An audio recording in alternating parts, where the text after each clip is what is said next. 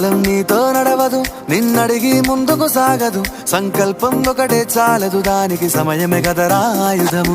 విజయం నేరుగా చేరదు, శ్రమ పడితే దక్కగా మానదు. నీ లక్ష్యం చేరే మార్గంలో ప్రతి సెకను విలువని తెలుసుకో.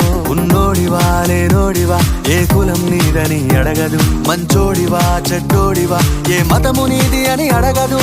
ప్రేమ చాలి చూపదు, ఏ దాక్షిణ్యాలే ఉండవు.